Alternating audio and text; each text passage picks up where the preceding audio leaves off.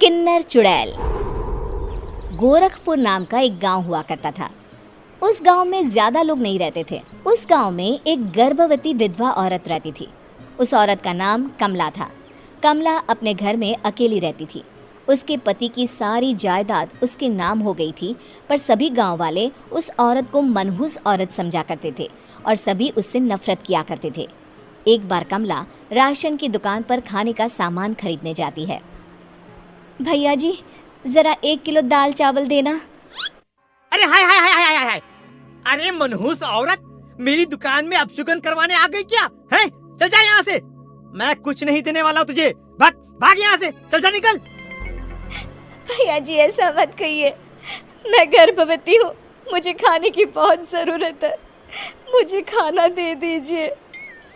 दुकानदार कमला को वहाँ से धक्के मारकर भगा देता है।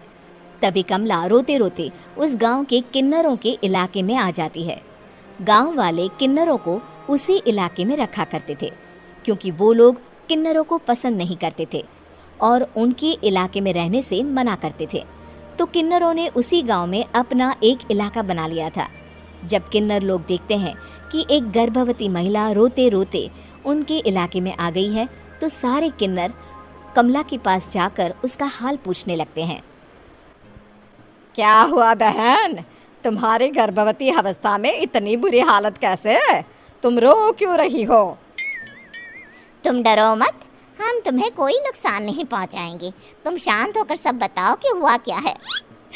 मैं कमला हूँ, मैं गांव के दूसरे इलाके से आई हूँ। 2 महीने पहले ही मेरे पति की मौत हुई है।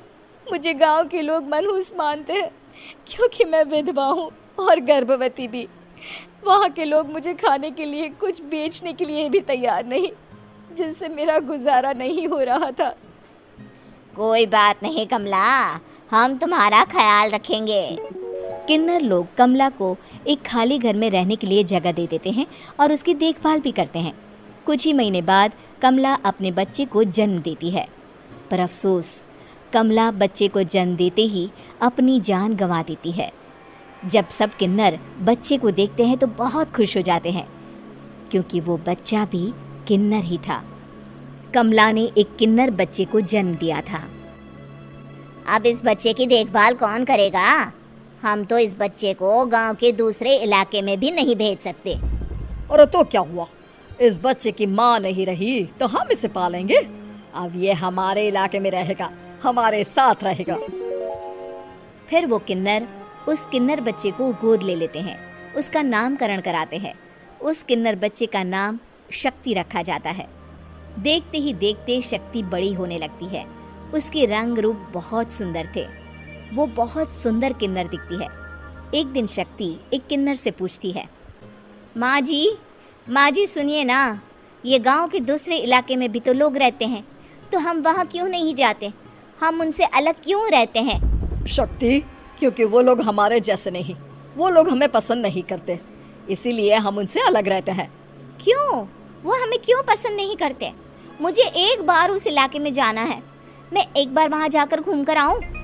शक्ति, खबरदार, जो तू उस इलाके में कभी भी गई तो अपनी जान नहीं गंवाना चाहती तो उस इलाके में कभी कदम भी नहीं रखेगी, समझी?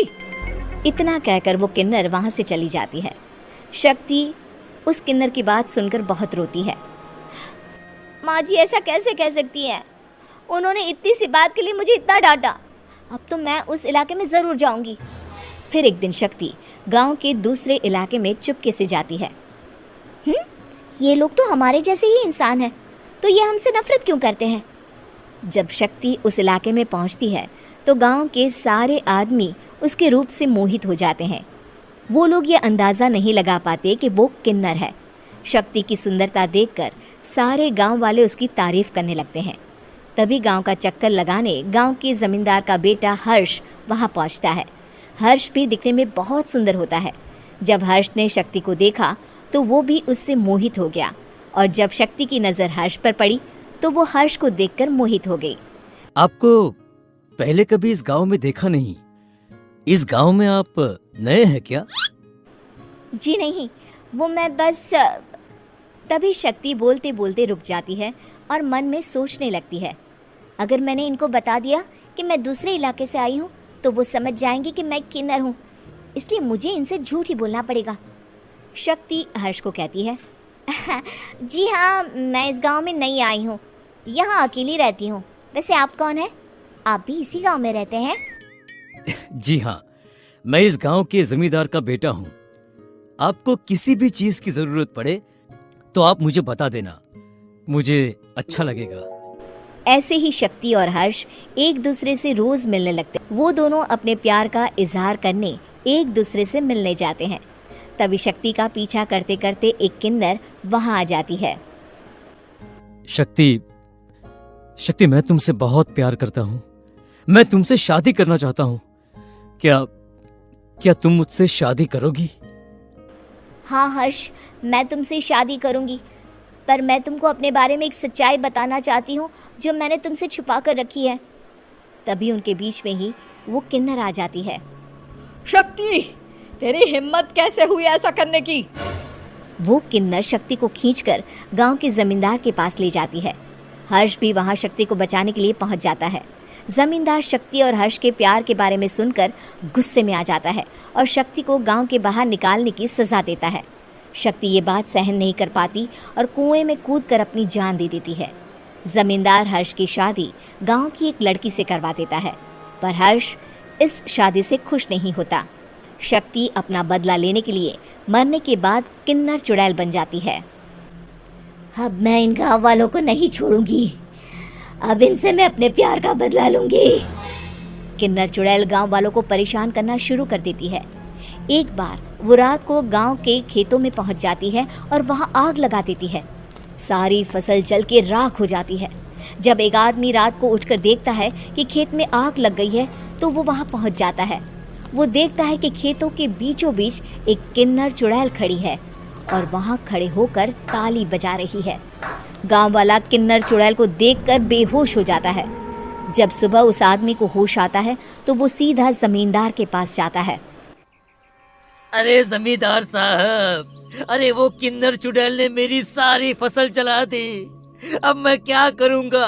क्या होगा मेरा? जमींदार चुड़ैल किन्नर का नाम सुनते ही सब कुछ समझ जाता है। अब वो बहुत डर जाता है। उसी रात को जब जमींदार डर के मारे अपने कमरे में सो नहीं पाता, तभी वहां अचानक से किन्नर चुड़ैल आ जाती है। किन्नर चुड़ैल जोर जोर से जमींदार के आगे खड़ी होकर हंसने लगती है और ताली बजाने लगती है। जमींदार उस डरावनी किन्नर चुड़ैल को देखकर बहुत डर जाता है।